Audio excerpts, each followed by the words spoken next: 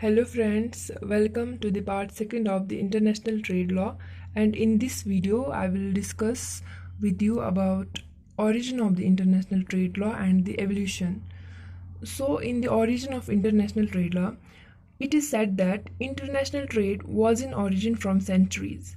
Every person was free to go anywhere in order to buy or sell the goods.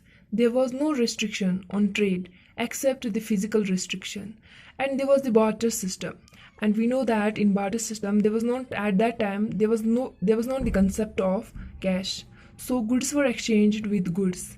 So when at that time there was the barter system, then after that, with the passage of time, barter system was replaced by cash. Then in 17th century, there was a war between Portugal and Spain, and a treaty came into existence that is known as Treaty of Westphalia or Peace Treaty. Due to this treaty, concept of sovereignty came into existence. They started to take fee from traders and gave it a name of tariff in order to generate revenue. Other countries also started to take tariff, and some welfare states started imposing more tariff. So some countries started to sell goods in other countries at low prices, due to which their domestic goods remain unsold and their market and economy got down. The General Agreement on Tariffs and Trade has been the backbone of international trade law since 1948. In 1994, the WTO, World Trade Organization, was established to take place of the GATT.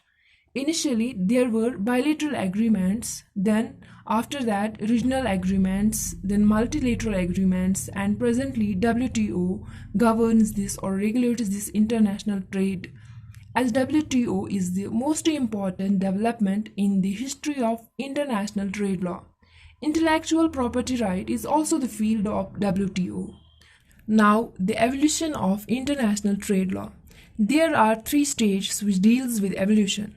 The first stage was dealing with the limiting the tariff, like bilateral treaties were made, for example, Anglo-French Treaty of 1860.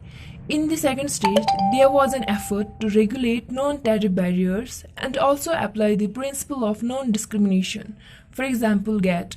Non-tariff barriers are trade barriers that restrict import or export of goods or services through mechanisms other than the simple imposition of tariffs.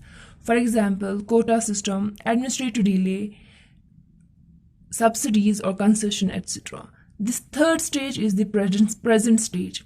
And one of the most important development of this stage is the establishment of the WTO, World Trade Organization, which is the present organization which regulates the international trade. Thanks.